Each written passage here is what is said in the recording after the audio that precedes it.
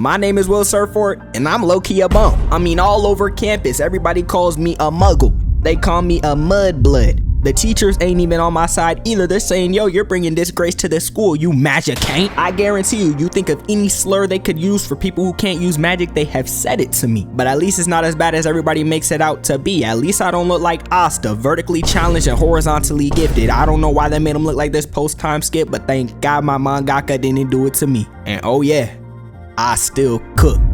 Yo, Wistoria was really like that. A 12 episode, 1 season anime that had you locked from the first episode. And I'm not gonna lie, it didn't have Attack on Titan level writing. It didn't have Code Geass level writing, but it was still a good watch. And can we talk about the animation? The animation was genuinely insane. They did not have to make it this fluid for Colette pushing him out of the way. But that's enough just talking about the title for the anime. That's enough just talking about the animation that I haven't shown y'all yet because I'm talking too much. So let's sit back, grab your snack, and let's focus up. So we have our main character Will Surford. I mean, the intro explained all of that. And obviously the intro also explained he can't use magic. He literally is Asta, but imagine better animation and more likable.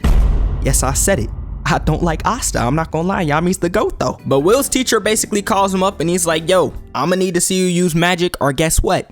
You're out this school, buddy. And he already knows Will literally can't use magic. He did this literally just to hate, for the love of the game, by the way. Some people take it to extents that we have never seen before. Like, I'm sorry, but you mean to tell me you have Harry Potter himself in your class? You have magic spellcasters who can cast no incantations. You got Rudius Grey Rat, some of the best mages in the world. And you call the one dude who can't use magic on purpose? It's one thing if the students hate you, but if your own professors hate you too, bro, you gotta pack it up and leave. Hey, magic ain't there something you can't do?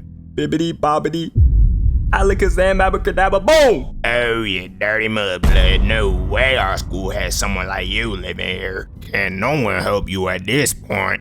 And I bet you can't guess who the rival is. Nah, definitely not the dude with red hair when the main character has blue hair. Definitely not the dude who talks like he's a wannabe Bakugo. Nah, dude could never be the rival. But he makes some fire for Will because he's like, yeah, if you can't do it, I'ma get you right, twin. I'm low-key just doing this to embarrass you in front of all the girls and everybody in the class and the teacher himself. But hey, I got you. And after class, we see Scion and the 3 Disney bullies basically bullying Will, saying, I know you go into the dungeon and you get all these small fry to kill, but they're not gonna get you enough points to graduate, my boy. This gonna be real ironic soon. But Colette slides to Will's spot, keeps him safe from Scion. And this reminds me of one time in 6th grade when I was getting bullied and a girl came to my defense. Except it's embarrassing because I was being bullied by a girl and the girl came to my defense. But you know, let's lock in and keep pushing. But Will gets to spit in straight game, something you and your homeboy cannot do. Colette's walking with them saying, yo, doesn't Scion talking all that trash get you annoyed? You know, worked up? Doesn't he get under your skin? And Will's saying, yeah, you know, sometimes it does get to my head, but I got a cute girl like you to walk with.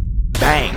I don't know who was feeding Will what information they were feeding him, but it was straight green all day. Not a single miss from his side of the court. And this got her flustered, worked up. Cause think about it like this. This is like if a brown shirt in 2K came to you at the park asking to run with you when you guys are 90 overalls and going against demons. You guys are not winning with that brown shirt. But he hits the LeBron pose and looks at the top of the tower feeling like David Martinez saying, yo mom, I made it to the top of Arasaka Tower. And nah, I don't know why I said that because now I'm remembering Cyberpunk Edge Runners and I'm getting sad. But he gives us some backstory about his childhood friend Elfie, and he's saying, I may not have magic and she may be the best mage this world has ever seen. At 10 years old, she went to the top of the tower, but nah, I'ma still love her. I'ma find my way up there and I'ma become a Magia Vander. No magic, by the way. And the Magia Vander is basically just the 5 strongest mages who hold up the barrier to protect them from the real sky, because if the barrier falls, a great cataclysm, great calamity, whatever is gonna happen. So they gotta keep that barrier up. And that really got me thinking, if he doesn't have magic, he literally can't keep the barrier up. But he does say he wants to be her sword and shield, so I guess he'd be like a substitute. But then he meets with his professor, Professor Workner, and Workner's telling him, yo, you need 4 credits by the end of the day, or you're gonna be on the side of the road with the dwarves. You're gonna be doing some labor, some retail work, I don't know. You're gonna be working at 9 to 5, but you're not gonna be in the school no more. But then he tells him, yo, there's a 4 credit Baskerville on floor 6. Don't tell anyone I told you that. But Scion was eavesdropping. He's like, yep, I'ma go kill this thing myself. And nope, His friends ended up getting cooked and he's shooting level 1 fireballs at this monster doing no damage, looking like Mahito against Yuji. He was powerless. And Will's like, yeah, I mean, I could save him. That's not really a strong creature, but you know, seeing him kind of look like this, you know, it's making me happy. All the times he bullied me, I have no reason to save this dude. But he gets a flashback of Elfie saying, I know the true you. You're kind and you're braver than anybody on this planet. And he's like, I guess I can't disappoint the girl. So he grabs his glasses that he stole straight from my boy Bob from Minions. He puts them on his face. And he dashes in running at the Baskerville at mock speeds. And he takes his sword out the sheath and blocks the attack head on. We see the professor that was hating from the jump. And he's like, yo, Scion went into the dungeon. And Workner's like, oh, really? Don't worry, he got Will with him. We see Will parry and attack, then parry 3 more before dodging the ground smash. And Will's about to turn up. He flies at him through the smoke but gets parried and starts running away, kicking up dust behind his every step like he's Road Runner. But he runs up and cuts clean through the Baskerville's finger. I know Elfie's not watching right now. He did not have to pose. The Baskerville uses his ultimate attack, but Will's out of there. Impact frames for no reason. Will almost gets hit with an attack midair, but he parries it, of course. But the follow-up sends him into a new shot, flying back. He then gets hit with an onslaught of debris, but he cuts through each and every single piece. And this put Will high up there on the ranks, this move right here. He runs up with a fake out and flash steps out the way. He deserves some sort of trophy for this. Will drops from the ceiling, stabbing the Baskerville in the shoulder, leaving Scion like, oh, this can't be the same laggard, the same magic ant that I've been bullying. Will then reflects his blade, making him stumble back. He weaves the next attack, then lands on the sword and starts rolling, looking like a fish flopping out of water. The Baskerville then swings him around, but he sees a rock, so he gets out the way and ends up dodging the kill. He's about to get hit by another attack, but he can read the attack patterns and weaves the next attack. Got the moonlight shining on him in all, and he cuts right through his arm, causing the Baskerville sword to fly across the area. Will walks over to the sword and he picks it up like he just got done playing Cyberpunk and he beat Adam Smasher and he's going back to his hideout for that shotgun. He has a standoff with the Baskerville one more time because this fight has gone on long enough. The Baskerville lets out a blast. There's no way this is a 4-credit monster, by the way, but Will does not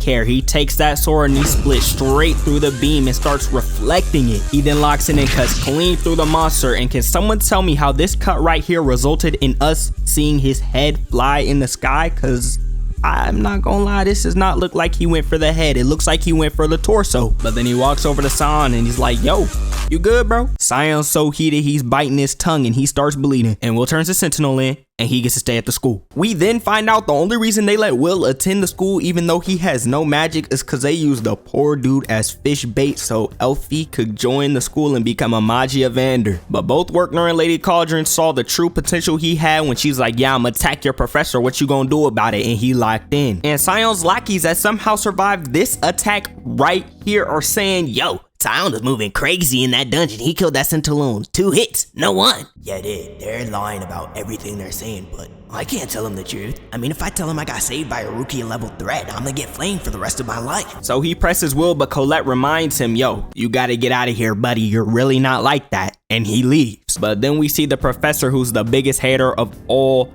time. We got Professor Edward talking to Miss Cauldron and he's saying, you gotta get Will out of here. I mean, that dude's bringing nothing but disgrace, shame. He's bringing nothing to this academy. And she's like, I bet. If you want to test the guy, you can test him. I let Workner have his run. It's your turn, buddy. And while Will's in the study hall studying with Colette, also spitting game on the side just for the love of the game, even though he truly doesn't love her because he likes Elfie, Edward pulls up and he's like, yeah, drop all you're doing. Come to the training hall right now, alone. And Professor Edward tells Will, you and me, we finna run hands like 2 dudes that got cheated on by the same girl. Except this low-key a one-sided fight cause I already know I'm finna win. But all you have to do is hit me once. You got that magic, ain't? So it's just like that. He opens up a spell under Will's feet, sets off an explosion, leaving him jumping back. And Edward's just unloading his whole clip of spells like David did to that one gonk. Until Will steps back and unleashes that Road Runner yet again. Whole lot of spin moves like he's Sonic. You gotta give him an A+ for this. Turns into Evil Eye and he kicks the barrier, but he does no damage. He gets knocked back and hit with a move midair, causing him to crack his glasses when he hits the ground. And Edward starts move spamming, gunning him down like Will's on the front lines himself. And you got this man, Professor Edward, moving his wand like he's conducting a symphony. I have never seen someone so happy to beat up a child because I think Will is literally 15, possibly 16. This dude's acting like he's at the Metropolitan Opera House in New York City conducting a symphony. Beethoven came back from the dead to play one last show and he's acting like he got the honor to conduct that.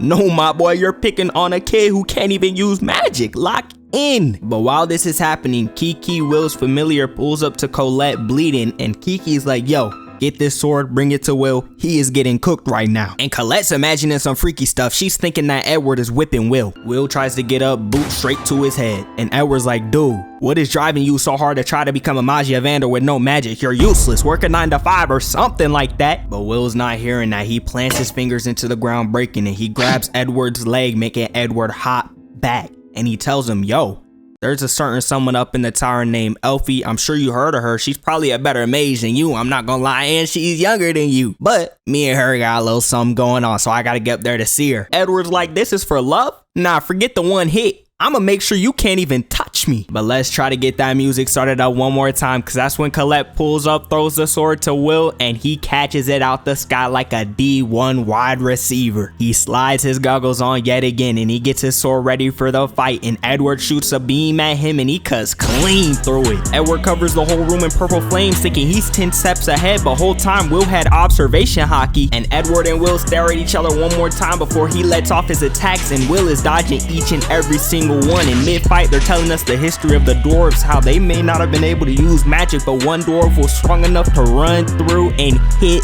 the mage. And peep this, Will cuts the pillar behind him so quick that I didn't even pick this up while I was watching it. I picked this up as I'm recording it, and he uses a smoke screen to send the pillar at Edward. Edward then attacks from above, and he smiles thinking he won, but Will jumps into the sky to get out the attack. He then lands on the ceiling and jumps down and cuts clean through Edward's shield. And we already know who wins from here on out. Edward goes in for an attack and Will goes in for one too, and we get this beautiful shot. And that's when we see that Will managed to cut Edward on his cheek. And Edward gets mad. He walks away talking like he's Boomhauer from King of the Hill, saying, me and you pissed, you know, you can't. Yo, was that a good Boomhauer impersonation or was that terrible? You know, let me know. I'll never do it again. We see Will working his 9 to 5 before he trips, but catches every single newspaper before they hit the ground and before he hits the ground, and he ends up reading, seeing that Elfie let out a new order that she needs ice crystals. So he pulls up to his roommate Rosti to tell him, yo, gear me up. I'm heading into the dungeon. My girl at the top of the tower, she wants some stuff, so of course I'm finna help her. And I'll see you later, buddy. So Will goes down to the dungeon expecting to get these ice crystals like he's picking up coins off the side of the road. Easy work, but all the low-level mages are taking that job from him. So after Will sees this, he decides he's going lower to see if he can find any other monsters, but he sees Scion and he's like, yo, has that dude's power grown? I mean, when I first met him, he was moving like a Charmeleon. Now he's like a Charizard? What's up with that? But as he's dropping down, he sees 3 Codys from Surf's Up. If Mahito jumped from Jujutsu Kaisen just to touch them and drop them in Wistoria surrounding this one girl. So he jumps off a giant icicle. I mean, he cooks each and every single one of them. They had no say. They didn't even get to fight back. We find out that this girl's name is Iris, and she's actually 2 years younger than Will. And she's like, yeah, I've actually met Elfaria. She's perfect. Peak, you know, she saved me. So ever since that day, I've been her #1 glazer. But things can't always be sweet. Kiki notices something and tells Will to come look at it, and Will tells Iris when a frost walker leaves their tracks behind, you know, they leave some ice crystals, but these ones, nah, they're double the size. He's gotta be near her somewhere, and he was near there somewhere. He drops down to the ground, but Will's quick with it, gets Iris out the way. They quickly realize that's not a frost walker. They're face to face with a frost Rex. But I mean, this has to be Will's quickest fight. I'm not gonna lie, because the Frost Rex can't take damage physically or with magic. And while Will is dodging these beams gracefully, no glaze, he ends up just wrapping the Frost Rex up, swinging around him like he's Lego Batman, moving different. I know you're buying the new game, because I'm buying it too. And he drops down. He lets that thing fly. He gives that man a cold stare, and that man gives him a cold hairline. And he lets that fire go. It goes around each and every single line, wrapped around the Frost Rex till it hits that bomb, and boom, he's gone. Who needs Scion in the spot when you have Will Surfort with Rosti's utensils?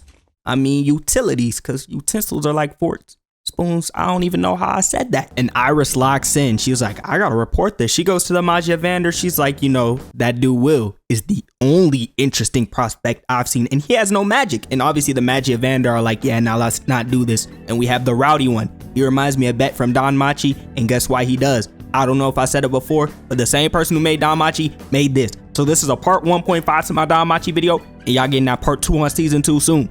I got y'all, don't worry. And then we get introduced to the top of the class prospects. They are tearing through all these robots in this test, whatever you want to call it, and obviously Will's selling, but he's got to keep it on the low. He can't show out in front of everybody and they can't truly know his potential. But Colette tells Will about the Grand Magic Festival and he's like, yeah, I'm not entering that. Last time I made a fool out of myself, but she saw his strength, so she knows he would go dummy if he entered. And side note, if an anime has a tournament arc, you already know that anime is fire. You already know the tournament arc is finna be peak. Cause think about it, you have Heaven's Arena, you have the Dark Tournament, you have the Chunin exams, and that's all I can think of off the top of my head, and they were all fire. But late at night when Will's working his 9 to 5, chilling with the dwarves, Julius and his goons walk in. This dude is Scion, but Ice Edition. And they're being straight racist. They're saying, yo, these dwarves need to up and out of the country. They're stinky. Dwarves, dwarven material. We don't need that in our country. And he's saying ain't no way the muggle work here. I need some food now. Y'all better lock in and serve me. But Will isn't standing for it after they call the food slop and he kicks that junk on Will's shirt. Julius's goons start calling him a dwarf lover and next thing they know they're out cold sleeping. Obviously Julius gets heated and freezes the whole room, starts sending ice at Will, but Will's weaving. He's breaking the ice. He keeps weaving until he gets pinned up against the wall and gets an ice rose put across his chest. But Julius is like, nah, I'm not gonna end you here. I have no reason to do all that. So he's like, you're gonna join the tournament. And guess what? You're going to fight me. I'm gonna embarrass you in front of the entire school. And Will's like, yeah, I got you. And after I beat you, you're gonna apologize to everybody here because we know what's about to happen. But the Grand Magic Festival begins. You have scouts here left and right looking for the next prospects, looking for who could join the fire faction, the ice faction, any faction. We then see Scion boasting to his friends talking about, yeah, Colette just needed me for the crown attack. She wouldn't have made it anywhere without me. It's a good thing she finally opened her eyes and she's looking at a real man like me and not that dude who can't even use magic. Acting like she just asked for his hand in marriage when she said, yo, I only need you to join this team because no one's gonna want to join a team with somebody who can't use magic. Scion's blowing this out of proportion like that one video I saw on TikTok where this girl asked the dude where the bathroom was and he blew it out to his friends saying, yo, She was hitting on me, dude. She totally wanted me. and of course he's heated when he sees Will. But then they explain the rules of the crown attack. If you want to kill any other wizard, sure, go for it, but everybody starts in their own biome. And I know y'all have this experience in Minecraft. It wasn't just me trying to get back to your house after a long day of mining and you get stuck in 90 different biomes. You don't even find the biome that your house is actually located in. But there's obviously traps keeping them from getting to the crown in the middle, but whoever gets to the crown first, they win the entire thing. And all the students place bets on who they thought would win in the crown attack. Of course they got the top of the class, they got over on them, but on Will, now they got under, they got super under. They got him putting up 0 numbers. Tony Snell. Even Professor Workner, the one that glazes Will, is saying, yo, you can't do this, bro. You have no magic. And Will's like, yeah, shut up. Watch me cook real quick. So he channels his Bob yet again and they're out. They get pulled up on by the robots Will couldn't defeat in class and the whole student body saying, yo, dude couldn't even beat a single one of them. What's he gonna do against a whole army? And Colette's like, nope, I got you. Gives him a big arm made out of whatever magic she uses, earth magic, and he starts going dumb. Left these dudes on their butts because they're like, no way Will Surfort just did that. Colette hits him with Yuta's domain expansion, pulling swords out of nowhere, and we already know Will knows how to work a sword like a... I'm actually not gonna say that, but he starts throwing the swords at the traps like he's doing the javelin throw in the Olympics. He's going for gold and he cooks each and every single one of them. One's about to catch him lacking. Nope, he got through it and he hits a pose. Even the scouts are going crazy saying, how is this dude doing this no magic? And somehow everybody's bets are slipping because Will's team is taking first right now. More traps on the way, but Will carves them straight up out the ground like he's carving pumpkins for Halloween. I know it's on the way, but he's doing this early and he makes them all shoot the traps at each other. This man Will is moving on different levels. Asta could never. He's not as smart as my boy Will. And they keep pushing through in first place until an icicle comes out of nowhere and snipes Will straight through his cloak. We see the man Julius himself. He starts spamming his spells like Professor Edward. We know he's a teacher's pet and he pays attention in class because no other way would he do the same move this guy did, except Professor Edward actually hit his attacks. Will just dodged each and every single one. And that's when Scion walks up, and I hate to admit it, he is looking cold, but he sees Will standing between him and Julius and he's like, I bet. Special beam cannon, that's what I'm about to hit you with. You're Goku. It's just taking one for the team, ain't it? and he lets out a big fire blast, burning the whole forest. Over exaggeration, of course, but Colette protects Will from the blast. Yeah, and Scion did that on purpose. He's like, forget the match, me and you, we finna run the fade right now. I don't care what you have to say. I don't care about your one with Julius. I don't care about the crown. I'm about to win this 1v1, and yes, it's gonna result in me taking you down.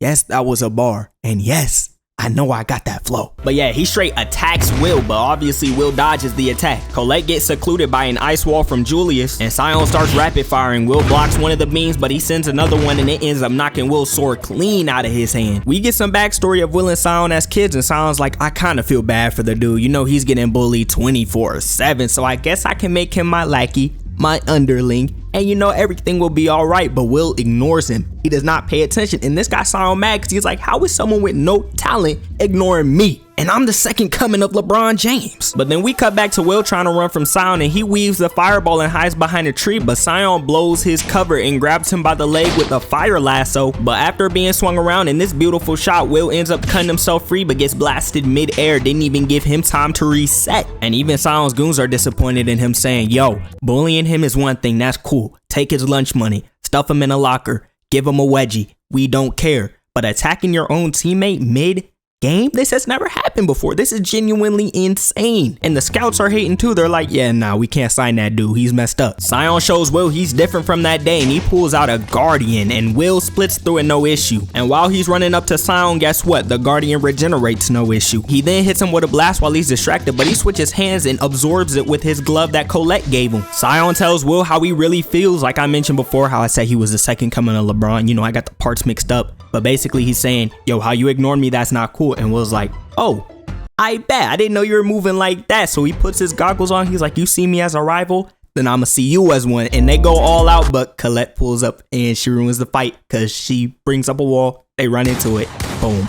Bow. We out. But she tells Will, go ahead and run your one with Julius. He's waiting for you. So we got Julius and his goons walking into the arena thinking they won, but we see Will running and he's on hot. He's on speed. He's not slowing down. And he takes that leap of faith, no Miles Morales, and he's just flying over every single student watching, and he crashes into the ground. When they replay it, you already know it's a top 10 Aura Farm scene. Julius turns to face Will. Where the tape's at?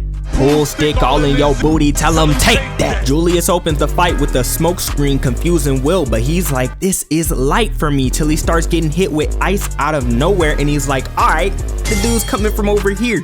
No, he wasn't. They didn't move a single spot. He finds out that Julius can make clones, and the clones are bombs. They blow up right on top of Will, and this ends up trapping Will as a whole. And Will's like, hold on, let me not get too heated. But he's like, how are you using Elfie's magic? And Julius says, oh yeah? This junk is simple. I'ma show everybody she's a fraud. I'm talking Zonka. And Will gets mad and breaks free from the ice and starts running at Julius. So Will gets gunned down yet again. Like I mentioned before, he pays attention to Professor Edward's every single move, until 3 of the clones just randomly stop attacking. They corner him and they put him in a box. Will's trying to get out, but he can't damage it, and Julius said, look at that, a perfect cage for a monkey. This is genuine racism at this point. I mean, this is just crazy to say. And then Julius is like, yeah, we've seen enough. I embarrassed you enough. And he drops a big iceberg on top of dude, and the whole audience thinks it's over. Professor Edward even stands up. I know he's happy. He's getting inside, and he's like, well, that's what a mage does. They attack without even moving a step. But Julius takes this as an opportunity to say, yo, I'm Alfaria's equal, and I'ma be her heir. You know, when she's done doing what she's doing, I'ma step up and I'ma take that spot. Got the whole stadium glazing him too, saying no one can compare to him. And that's until the ice splits and we see Will walk out slowly. He hit the most unnecessary pose ever, but who cares, because it was cool. He then tells Julius, yo, thank you for letting me cool off in there.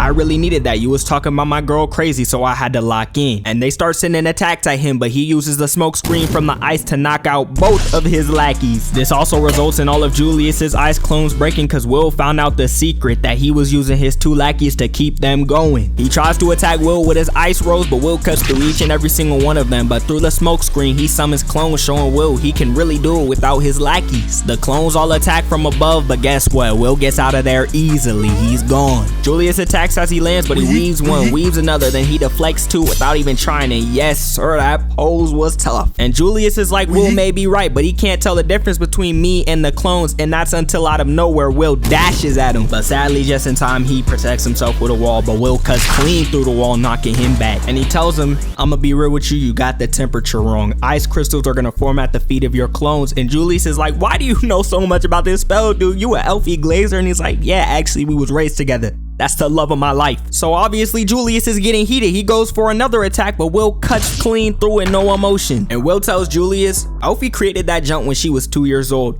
You what, almost a grown man feeling like Albert Einstein cause you found out a spell like that? You gotta lock in, my boy, it's too late. So Julius goes Super Saiyan Blue. He freezes the whole floor and summons more clones than he had even when he had 2 people helping him. He starts getting cocky, laughing like a bobblehead, and he tells him beat that. Only 8 of them? I'ma hate to tell you this. At 6, maybe 7 years old, I got jumped by 10 Elfies at once. Julius started bleeding from this comment. I would too. And Julius attacks, but Will's dodging each and every single one, and he's running before he dashes. And hold on, top 5 fight choreography of 2024 right here. Will slides, then jumps, and he stabs the fake Julius through the head, and he stares at the real Julius, letting him know, yo, I see you right now. Julius then starts running. He got scared, but Will follows. He weaves and cuts through a fake clone, jumps over the next 2 attacks. And let me grab some sunglasses, cause no way they thought this shot was a good idea. He then cuts the next piece of ice coming for him, and he jumps off 1, no 2, then cuts 1 more. Do you see the lengths girls will drive some people to? Cause remember, he's doing all this cause this dude dissed his girl's magic. And I guess cause he was low-key being racist to the dwarves too. I didn't forget that. All this to finish an S-rank combo with a cut to one of his ice clones on the way down. He then runs up and he weaves the next few attacks, and he hits the ice clone with a slide cut. And he stares down the attack and cuts through each and every single piece of ice, not letting one slip by, then weaves. Reflects 4 attacks from Julius, then jumps off his magic to spin hook kick his clone. He's back to his evil eye antics. Will pierces clean through another clone, trying to show off his jousting ability. He then deflects yet another piece of magic. He weaves the next one. 5 seconds, no copyright, and I don't know what to say. And he breaks 2 more just cause he can, flash steps and stabs one in the back. Decides it's a good day to go axe throwing, and he throws his sword and takes the final one out, leaving only him and Julius. He balls up his fist, getting ready to hit this man with a Saitama level punch, and he knocks dude's teeth out his mouth. They replay it 3 times just so we can see it, and he sends him flying into the back wall. And yes, he's out cold. And no, they didn't win the crown attack because Wignall, the green-haired elf, pulled up and he got the crown at the last second, but who cares? Will got all the exposure he needs. And this next episode is low-key filler, so I'ma speed run it because we getting a little short on time. I'm not gonna hold you. So Professor Werkner tells him Praxis is coming up, and what Praxis is, you basically go down into the dungeon, you form yourself a party, you kill some monsters, and you pass the exam. Literally everybody switched up on Will. I'm talking about them TikToks you see where the guys are saying when they get their poll first day, they're switching up on their homies like it's golden loot from Fortnite. They're itching to up the trigger, and everybody's saying, Will, yo, party with me, party with me, party with me. And when this girl grabs Will's hand, Colette is like, yeah, nah, we got a date, we're out of here. And while Will's telling Rosti about what he's going to do, he's like, oh, so she's trying to move like that with you? So he goes on the date too. He's holding hands with Will, getting all freaky, getting all zesty, moving all different. And they're even arguing over this. Colette says, yo, up until 4 years ago, I was hugging this man nonstop. And Rosti is like, hugs? Brother, I took a bath with him, and they getting too freaky for me, so let's move on. But Leanda, the strongest student, by the way, tells Will, follow me. I got a little something for you. And obviously, Scion and Julius are not happy to see the dude that beat both of them. No magic. But guess what? You guys are still losers, so cry about it. And she's like, if you want to be on this team, throw your coin in the cup. They all throw their coin in the cup, and they're a party. And Praxis finally begins, and they're out. But before that, we see the Fire Faction Magia Vander saying this barrier won't last much longer. And this low-key just foreshadowing that enemies are about to come into play, not just monsters in the dungeon anymore. But they come face to face with the first monsters they've seen in the dungeon, and Will readies his sword, and they're like, slow down. We don't need you close range. Liana, she got it on lock, and she takes out every single one of those ants. And they're basically telling Will, I'ma be so real, you're useless. Long range, they got all of us. Close range, we got her, and she can move quicker than you. What do we need you for? But then we see 2 unnamed antagonists, and they have been killing every professor in this dungeon besides Edward and Werkner. They've also cleared all the monsters, just leaving the dungeon monsterless. And when Will's party drops down to confront the floor boss has already been wiped. All the mages equip their search, and they can't find a single trace of a monster, but Will remembers when Werkner told him, yo, there's some demons that can hide from search. Will channels his inner instincts and he looks up and the monster hits him with a blast and he may block it. But Wignall gets hit with a mean slap, sending him into a wall, and then the floor ends up crashing down and they all fall into a lower floor. And a little bit of context for the scene, Wignall's an elf and they don't let you touch him unless they accept you, honor you, praise you, whatever, and Will has to touch him even though he's unconscious because he doesn't want dude to die. And obviously every party got split up here. Will tries to help Wignall up, but he slaps his hand out the way talking about some "don't touch me, you dirty muggle." Said that junk like it was a slur. And they get jumped by some giant hogs, and of course Will's cooking each and every single one. Wignall can't even kill one. It leaves him sitting on his butt screaming, "Ah, help me!" And Will saves his life. Dude was having flashbacks, literally watching his life flash before his eyes, and he's calling this man a muggle? Lock in. And he tells Will, "I'm actually a muggle like you. I'm a dreg, which is basically the mud bloods of my kind." He tells Will his magic is only illusionary. It's supposed to be illusions, yes, but it's supposed to have physical form to it, and he can't get it quite that far. So while he may be strong, he's leftovers in the elf world, and the elves are supposed to be the top of the school. And while he is the top, yes, he can't leave the school to go into the tower because he's just not like that. And his sister is a Magia Vander already. And Will tells him, "Hey, I knew we were the same. I had a feeling about it." But then they find out that the dungeon is literally giving birth to new monsters as they speak. And these monsters can't be affected by magic or physical attacks. They're cooked until Will inspires him to not give up, and he tries to attack again, but his illusions are real this time and they pierce through each and every single monster. And after he gives Will a real man's dap because he honors him, Wignall and Will get to running because they gotta reunite with their party, and they finally come across Scion and Julius. Colette and Lehana think they ran into the professor till his head falls smooth off his body. He goes in for an attack on Lehana and Colette, but just in time Will pulls up and blocks the mess out of that attack. The antagonists decide to carry on with what they came here for, and the headless guy's like, "I bet I'm leaving y'all a present." And he teleports the monster we saw from before right into their faces. So they do what any smart person would do. Run to regroup because they're like, "Hold on, we're not taking this dude head on. We gotta get out of here." Hey Muggle, since you can't use magic, you wanna tell me something real quick, cuz? How we finna beat this monster, bro? Is this the end? Now, I don't know if I hit my head or something, but you guys are acting like Patrick, because there's no way you're considering relying on a Muggle to get us out of this situation. Yes, I said Muggle. We fight. Alright, dude. You might be right, dude. Call him a Killing the Duke is our only option. Well, if I had to say my input, I want beans and toast. And I heard Will makes a good one. Yo, that Wignall part was genuine buns, but I didn't know what else to say for him. But Wignall says that he granted Will permission to touch him, which sounds low-key a little freaky. But he tells Lehana that other than her, that's the only human he's ever trusted. No questions asked, they're right back to the fight. Will told Julius a secret to Ars Vice, saying you can use your clones to finish a spell, so if it's a long incantation, just switch to him back and forth. And he finishes his supercalifragilisticexpialidocious long title spell right out of the thesaurus, only for it to hit the Duke and do absolutely no damage. He ate that junk. But all good, no sweat. They had Lehana on the flank. She starts moving like the Flash and she's running up to him. Oh, no damage. Will goes in for the save though, and he has to start weaving heat-seeking missiles. It's not looking too hot till he tells Kiki to put up a barrier to protect them, but the lasers break through the barrier and break the glasses on Will's face. They done took the cleanest thing about the main character away, his Bob goggles. He gets stunned, not only because Elfie gave these to him, but the last time they saw each other, she gave him this as a parting gift. Lehana and Wignall try to fight, but nothing is going their way. She tries to attack, gets knocked back. Wignall goes in for his attack, but guess what? That man does no damage, nothing to him, and the scream knocks him to the floor. And Will crawls over to Scion. He's like, "Yo,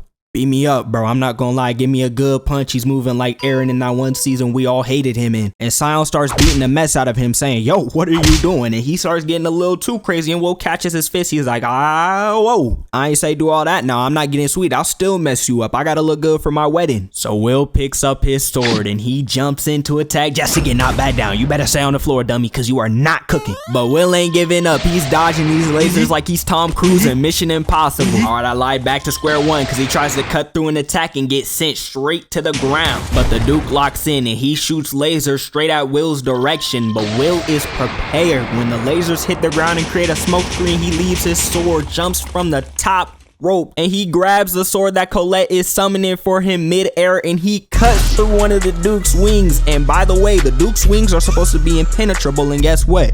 Will just penetrated one. I don't know what Scion was thinking, but he did a full power magic attack just for it to hit the Duke, and the Duke brushed it off like it was dust on clothes. He's like, yo, get your mans. But this weird magic crystal appears out of nowhere, and it's from Rosti up top, and he's saying, remember, it's wand and sword, not just wand. You gotta mix them together. We get this flashback of two masked people holding a baby, and I'm assuming the baby is Will, but he tells Scion to throw some fire on his blade, and Scion puts fire on his blade, and his blade starts absorbing the spell. Got everybody shook, even Edward and Werner watching on their little magic ball. And Will hits this cold pose before the monster shoots beams at him, and he starts running, jumping in the sky, floating through him. I did not know Will could fly. And the Duke tilts up and sends out his ultimate attack, and Will isn't having that. He starts crashing down like a meteor through each and every laser the Duke just shot at him, and he drops down and he splits clean through the Duke like he's a fraction, and he stares him down as he watches the Duke slide to the ground. Don't get your hopes up, because all of the monsters called to this area appear, and none of them have enough power to fight back. So guess what? They all get gunned down by the Magiavander, who was on an expedition. Duh. Will meets this guy named Finn, who's obviously gonna be important in season 2, because Will said, yo, I couldn't take my eyes off a dude. But in the end, none of the students died, only a few of the professors. Sion's like, yo, Will, we're gonna run it. I don't care if I'm still recovering. And him and Will have a little fight that you can't really call a fight, because they're just running from each other the whole time. And the professors pull up and they gotta flee the scene, and Will's like, ha ha ha, I finally have friends, yay! And then that's the anime. So hopefully y'all did enjoy that video. We ran a little further than, you know, the scheduled time. I made a 12 episode anime, 35 minutes, but low-key, if you think about it, was 20 times 12. It's like a big number, and I shortened it down to 35 minutes. So who cares? It was a lot of fighting. I had to do a lot of talking. But like, subscribe, and I'm gonna see y'all in the next one, which is finna be on a Demon Slayer movie. I lied. Probably Demon Slayer 1, then the Demon Slayer movie. We gonna be cooking in September.